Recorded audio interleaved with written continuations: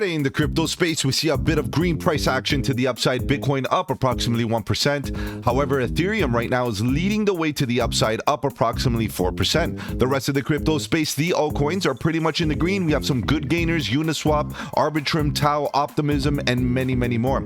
In today's video, I want to talk about the general market. I want to use Bitcoin as a leading indicator, but more importantly, I want to talk about one altcoin that has been retracing, and the question is, should we be buying the dip? And that project is called Neoxa. So you know what? Let's talk about the news. Let's analyze the charts and let's strategize to capitalize.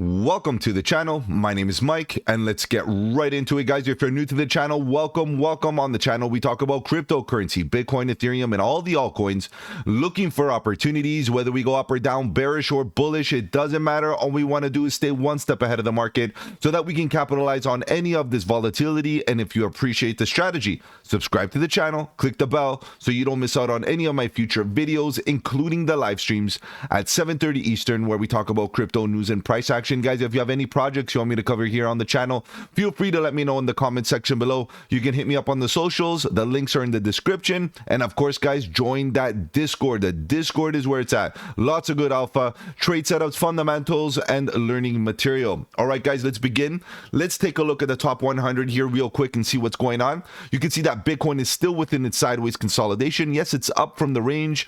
It's at the top of the range currently, obviously 1.5% to the upside, looking pretty good.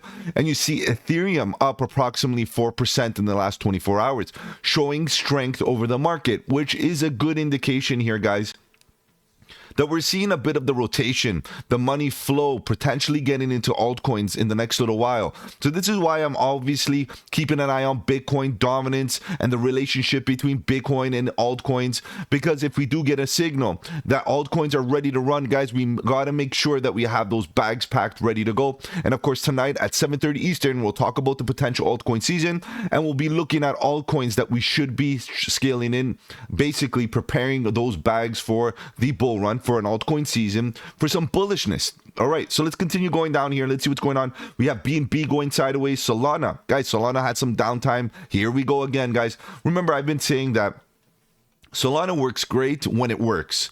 And this is the thing. A lot of us that are new to the space don't remember Solana's history.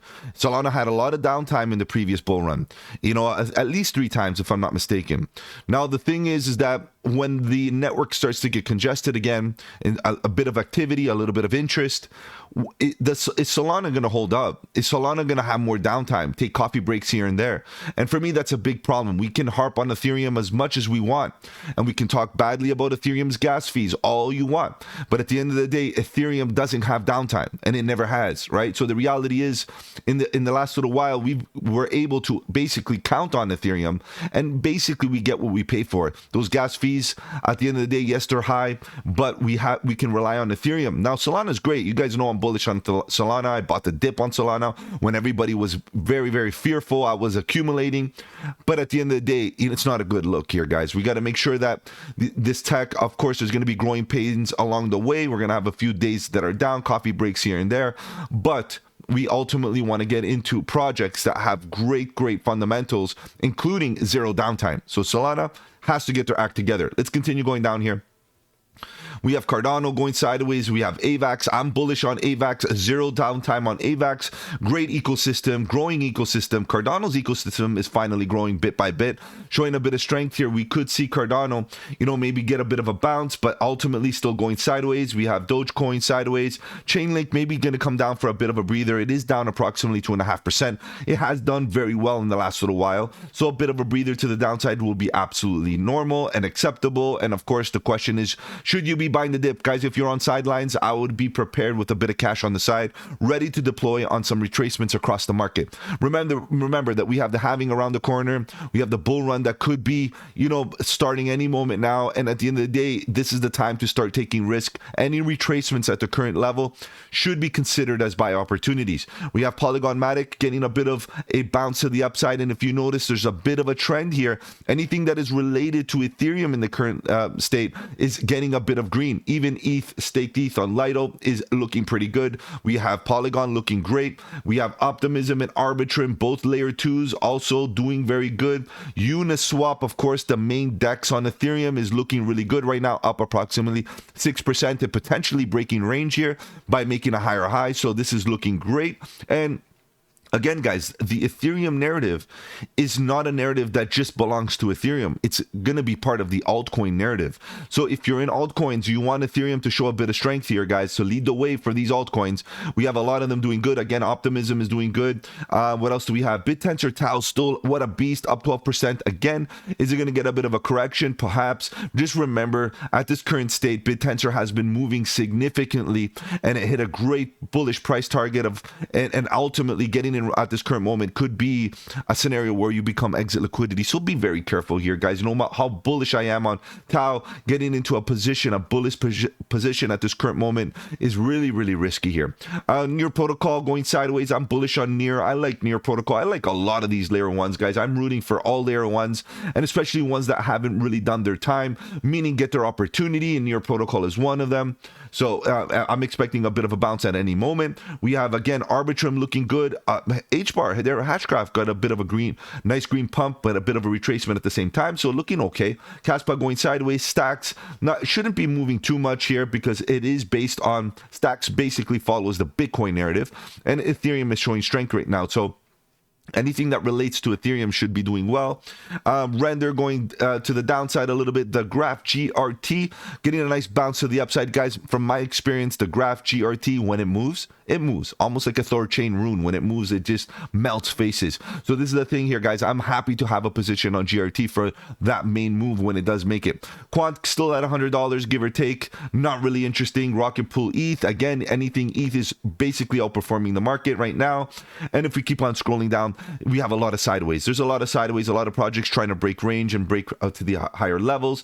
Mantle, again, staked ETH, looking pretty good, strong to the upside. Sideways price action, you can see below, we got a lot of projects still going sideways, and that's the name of the game here. It looks like the Ethereum narrative, and in summary, are the coins, are the projects, are part of the ecosystem that is moving currently. So anything ETH related is looking strong. So what does that mean here, guys? That means that if you're involved in the ETH ecosystem and you have been scaling into ETH, pretty much what you're seeing is some green indication that we could see a money rotation and seeing a lot of the money flow into altcoins eventually. Altcoin season potentially around the corner, guys. We'll talk about the altcoin season tonight at 7:30 Eastern.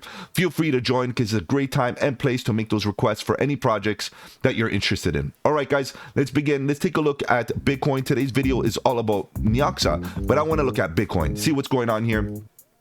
Guys, if you haven't been following Bitcoin, I think it's a good idea to give it a bit of a peek here and there, because ultimately, if Bitcoin does roll over, we're going to see a market-wide correction, and ultimately that would be our opportunities to be buying dips across the board, especially those altcoins. So what do we see at the current moment? We see Bitcoin getting a bit of relief to the upside, but still within structure. Let's look at this in a little bit more detail.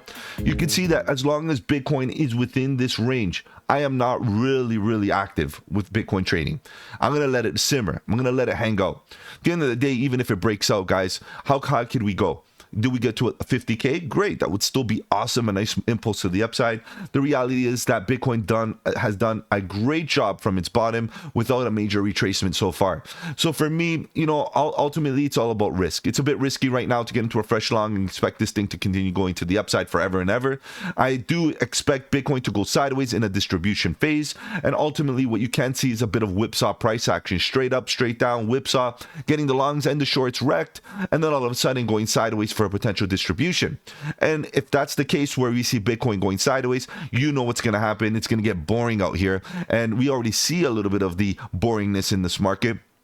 And when things get boring, people start looking for volatility. And it starts with the altcoins. And this is why we could potentially see Ethereum wake up in the next little while, because in comparison to Bitcoin, Ethereum hasn't really run up. It has a lot of room to grow to the upside still.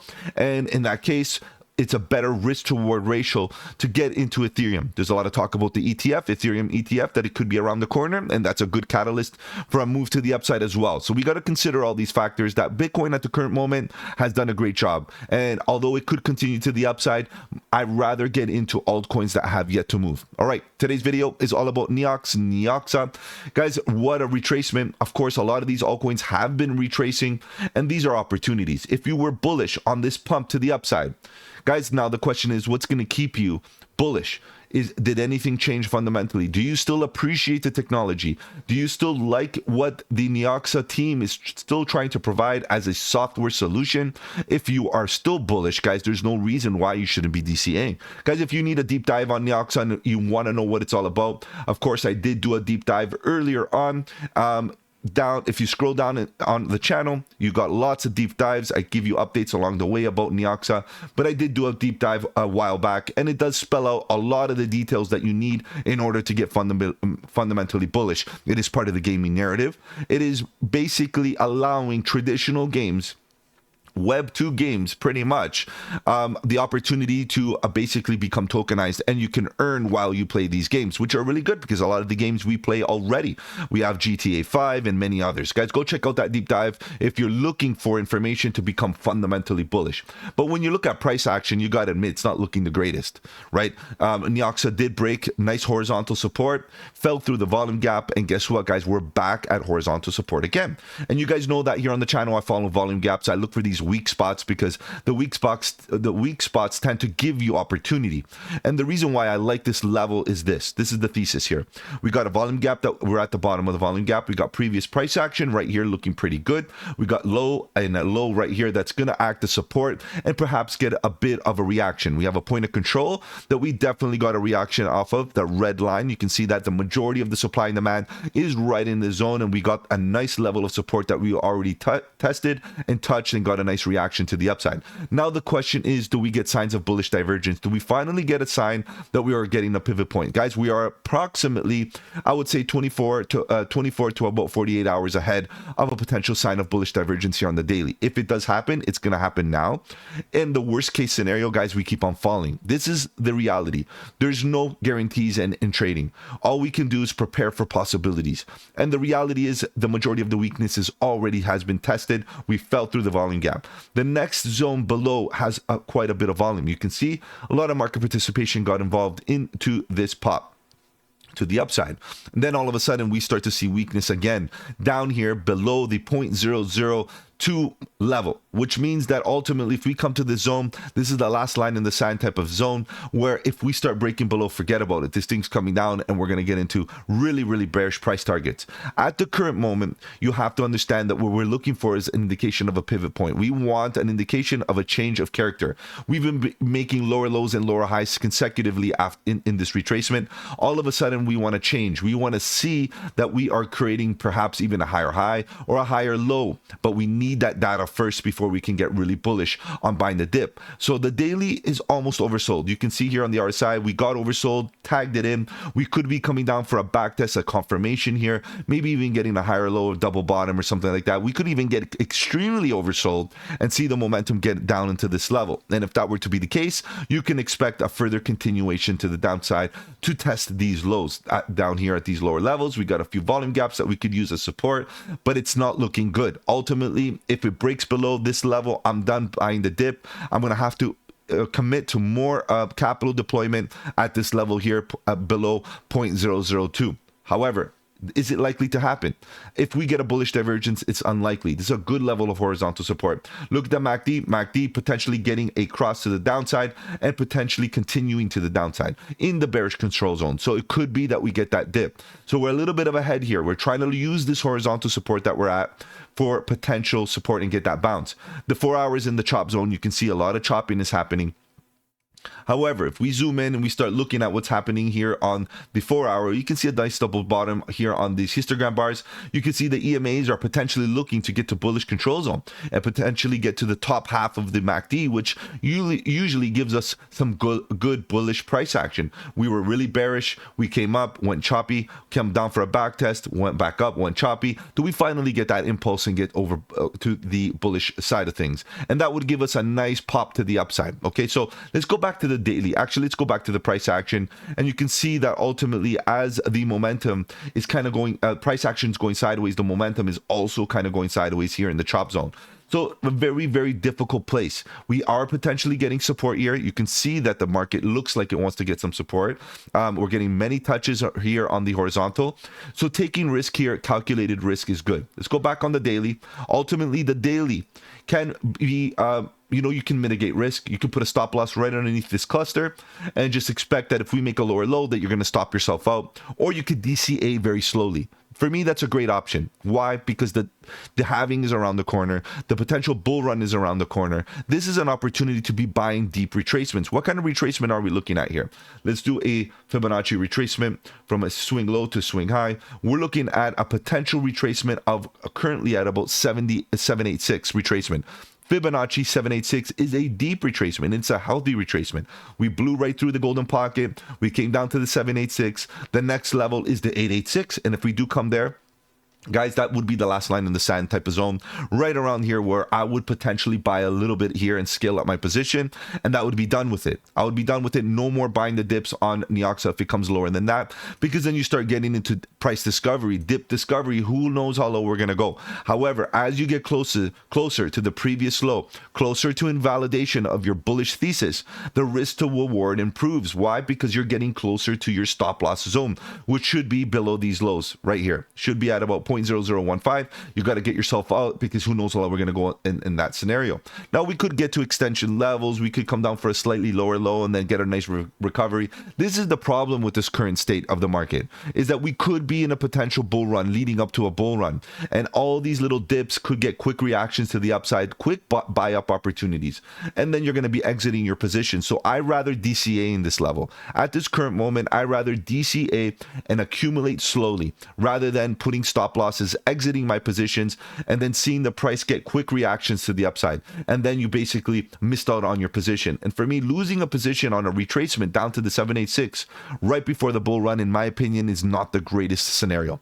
So for me, DCA a little bit here, reserve a bit of capital to get down to the 886, and you can see that we got a bit of cluster of supply and demand here that could act as support. We do have the daily almost oversold here, and the 4 hours still in the chop zone. So be prepared here that we could get another little move to the downside, but ultimately the convictions are going to be tested, and your conviction overall market-wide convictions are going to be tested. Are we going to get into this bull run? Are we going to get an altcoin season? Should we be DCAing? Guys, if I've offered you any value in this video, you know what you got to do. You got to slap that like button. I'm going to be live tonight at 7:30 Eastern talking about crypto news and price action. It is a great time and place to make those requests on any projects that you're interested in. I'll put them in top priority. Take care, guys. Have a good one, and don't forget, buy the dip.